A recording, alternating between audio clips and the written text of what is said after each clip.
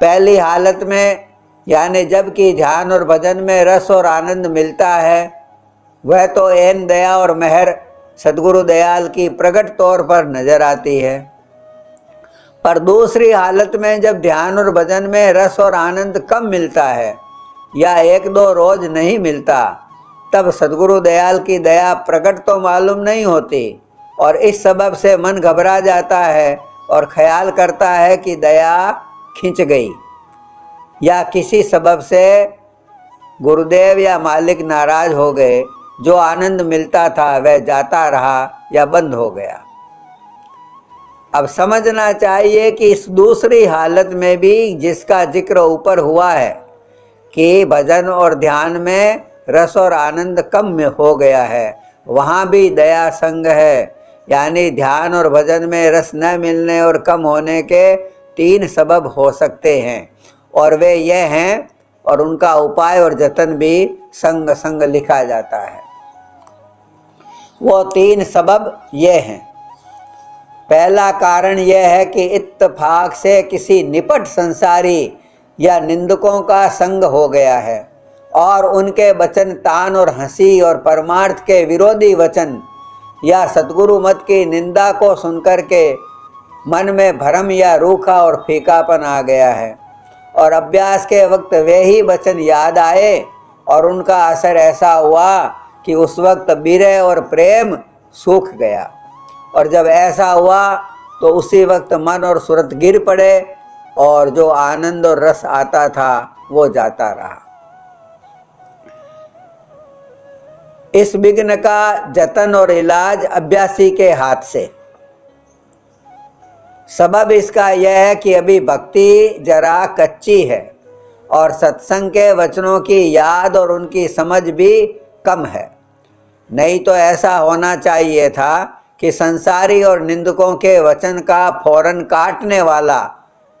जवाब देकर उन निंदकों को चुप करा देता, और जो उन लोगों के सामने बोलने का मौका नहीं आया था या उनका जवाब देना मुनासिब न समझा गया, तो चाहिए था कि सत्संग के वचन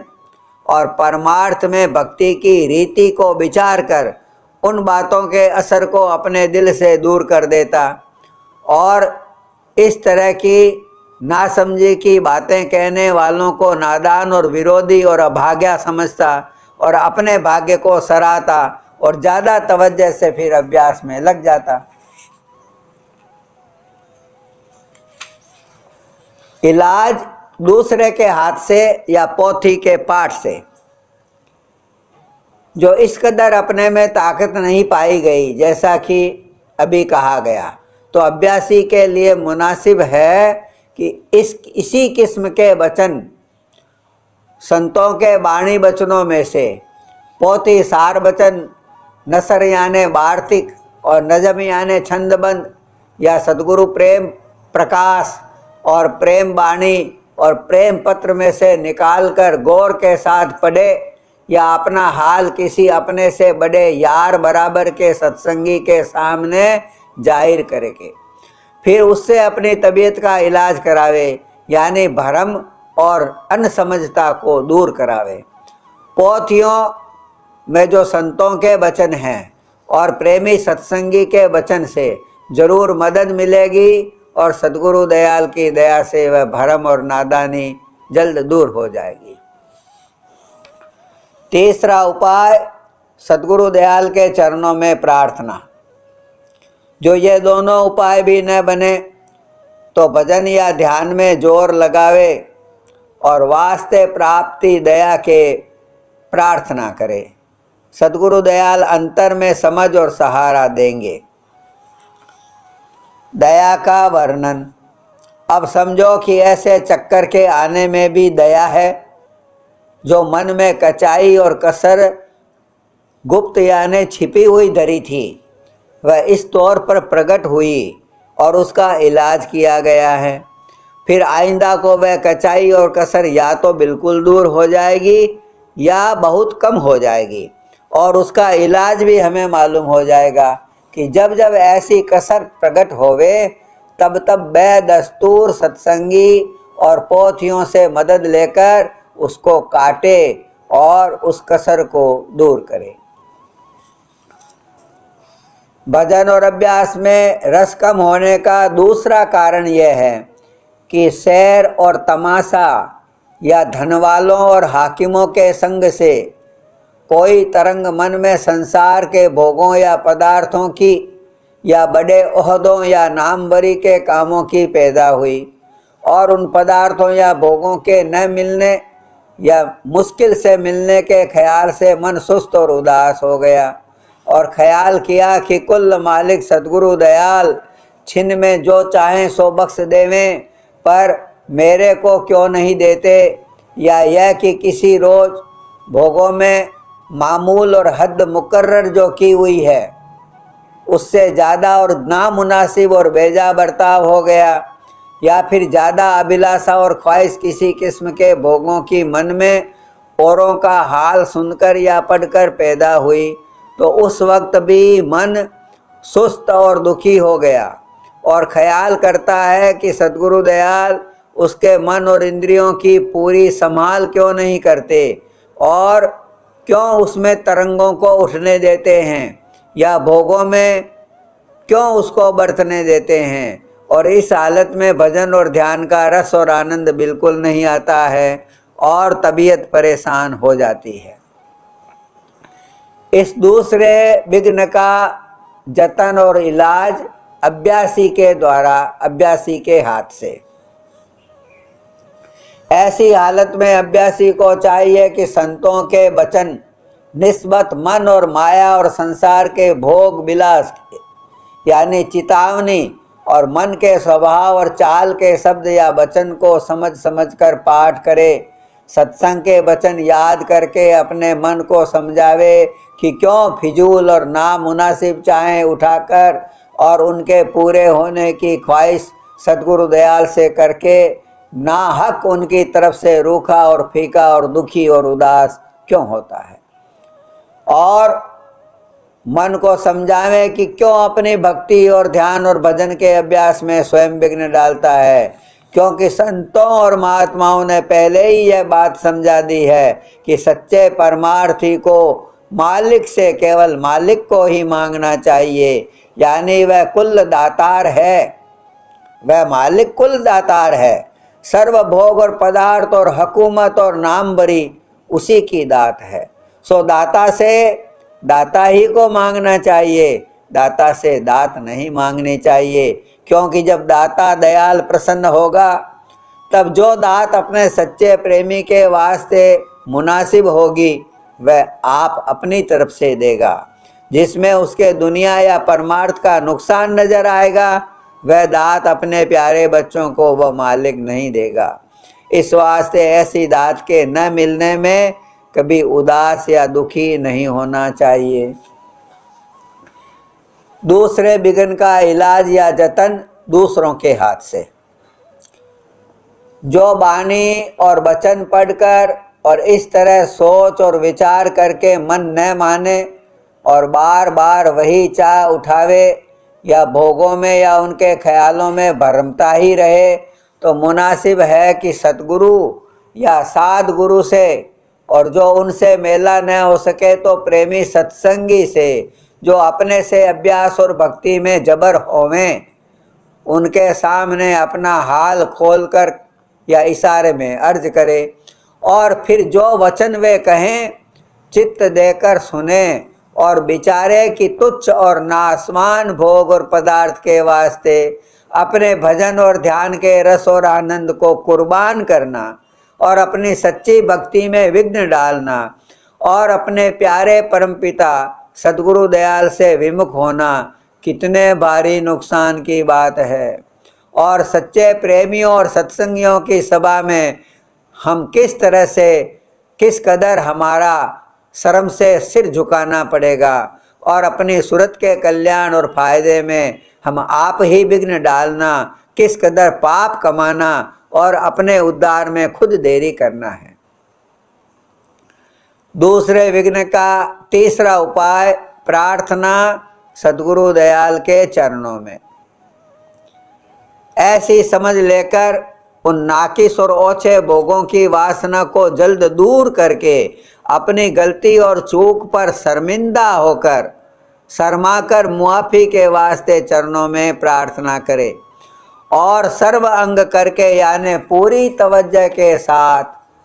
अभ्यास में लगे तो सद्गुरु दयाल की दया से जल्द हालत बदल जाएगी और अंतर में मामूली रस और आनंद, बल्कि मामूली से ज़्यादा रस और आनंद मिलेगा। दया की प्राप्ति। और इस तरह सद्गुरु दयाल की दया की परख होगी कि अपने प्यारे बच्चों की किस तरह संभाल करते हैं और उनको उनके मन की कसर और मलिनता दिखाकर उस विकार को आहिस्ता आहिस्ता निकालते भी जाते हैं और समझ बढ़ाकर और सफाई और भक्ति की रीत सिखाकर अंतर में रस और आनंद बख्शते हैं। अभ्यास और भजन में रस के कम हो जाने का तीसरा कारण यह है कि पिछले या इसी जन्म के कर्मों के सबब से कोई बीमारी या किसी किस्म की तकलीफ या उपाधि अभ्यासी को पैदा हो जावे, या जो उसके कुटुंब और परिवार या खास रिश्तेदारों में हैं उनकी तबीयत अपने कर्मों के फल से बीमार होवे, या कोई तकलीफ या उपाधि उनको आ जावे आयद होवे और बेसबब उनकी प्रीत और संग रहने के अभ्यासी के मन पर भी रिश्तेदारों और परिवार वालों की तकलीफ और बीमारी का असर पहुँचे, यानी सत्संगी को भी चिंता और फिक्र पैदा होवे और उस बीमारी या तकलीफ अपनी या अपने कुटुंबियों की चिंता के सबब से मन और सुरत ध्यान और भजन में अच्छी तरह नहीं लगें, तब भी मन घबराकर जल्दी पुकार चरणों में करता है और जो वह मंजूर हो गई, यदि बीमारी और तकलीफ और उपाधि हट गई तब तो खुश होकर शुक्राना करता है, और यदि वो मंजूर नहीं की जाती तो चित्त दुखी और उदास होकर सद्गुरु दयाल की तरफ से रूखा और फीका हो जाता है। और सत्संगी ऐसा कहता है कि क्यों नहीं जल्दी कर्म काट देते, इस कदर सहायता क्यों नहीं करते कि जिसमें तबीयत ज़्यादा न घबरावे और अभ्यास दुरुस्ती से बनता जावे। जो अभी दया नहीं करते तो आइंदा कर्म कैसे काटे जाएंगे और दुखों से मेरा बचाव कैसे करेंगे। इस तीसरे विघ्न का जतन और इलाज अभ्यासी के हाथ से। ऐसी हालत में अभ्यासी को चाहिए कि जो तकलीफ होवे उसको धीरज के साथ बर्दाश्त करे और जो हो सके तो सत्संग की हाजिरी देवे और चित्त से वचन सुने, और जो सत्संग प्राप्त न होवे तो जिस कदर बन सके तवज्जो अपनी लेटे हुए भजन या ध्यान या सुमरन में लगावे, और जो इन कामों में मन न लगे यानी तकलीफ के सबब से यानी दुख और कष्ट के कारण से यह अभ्यास भी न बन सके तो चित्त के साथ नाम की धुन आहिस्ता आहिस्ता या थोड़ी धीमी आवाज़ के साथ बतौर कड़ी के उच्चारण करे। इस तरह से कर सकता है,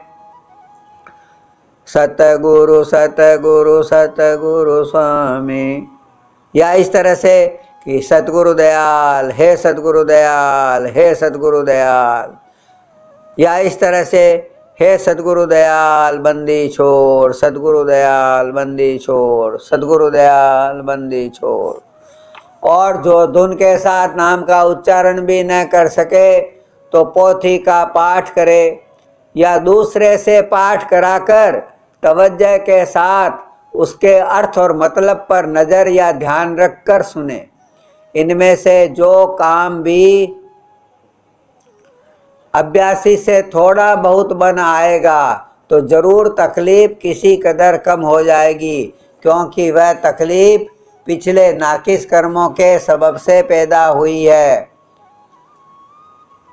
और अब जो परमार्थी करतूत संतों के वचन के मुआफिक की जाएगी तो उसका असर पिछले कर्म के फल को काट देगा।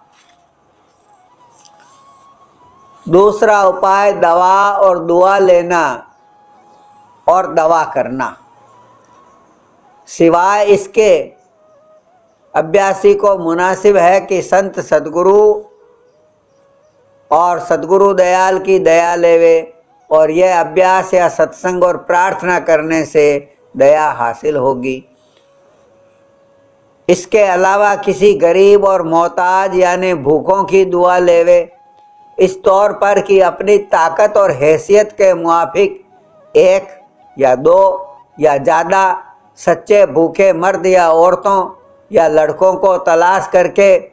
उनको अपने सामने अच्छा खाना खिलावे। जैसे जैसे वे खाते जाएंगे उसी कदर खुश होकर दुआ देते जाएंगे। उनकी दुआ यानी ऐसे दुखियों के आशीर्वाद के असर से भी तकलीफ किसी कदर दूर होगी और खुशी और ताकत प्राप्त होगी।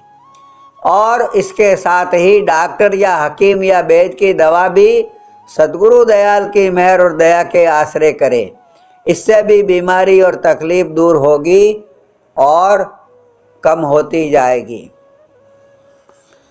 सद्गुरु दयाल की दया का वर्णन। जो जीव सच्चे मन से परम पुरुष सद्गुरु दयाल की शरण में आए हैं, उनको जब कभी ऐसी तकलीफ या सोच या फिक्र पैदा होता है, उसमें भी सद्गुरु दयाल की दया संग होती है। यानी जो तकलीफ पिछले कर्मों के सबब से आती है, उसको वे अपनी दया से सूली का कांटा और मन भर को शहर भर कर देते हैं, और फिर उस हालत में भी रक्षा और संभाल अपने जीवों की करते हैं और उनके परमार्थ की तरक्की मंजूर है। यानी मेहर से ऐसे वक्त पर भजन और ध्यान में ज़्यादा रस देते हैं कि जिसकी मदद से वह तकलीफ बहुत कम मालूम होती है या बिल्कुल मालूम नहीं होती है, बल्कि बाजे वक्त ऐसी हालत तकलीफ या बीमारी में इस कदर रस और आनंद अभ्यास में बख्शते हैं कि बीमार अपनी बीमारी का जल्द दूर होना ही पसंद नहीं करता। इस वास्ते इस बात का ख्याल सद्गुरु दयाल की शरण वाले जीवों को हमेशा रखना चाहिए कि उनके कर्म तो सद्गुरु दयाल सहज में काटते जाते हैं, और जो उनके रिश्तेदारों के कर्म भोग से उनको फिक्र व सोच पैदा होता है, उसमें भी सद्गुरु दयाल मदद फरमाते हैं। और जो किसी परमार्थी के रिश्तेदारों को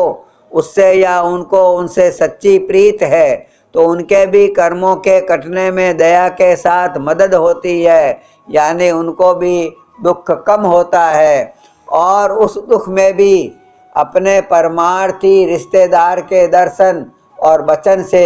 किसी कदर तकलीफ का घटाव और बचाव होता है, और अंतर में ताकत और शीतलता प्राप्त होती है।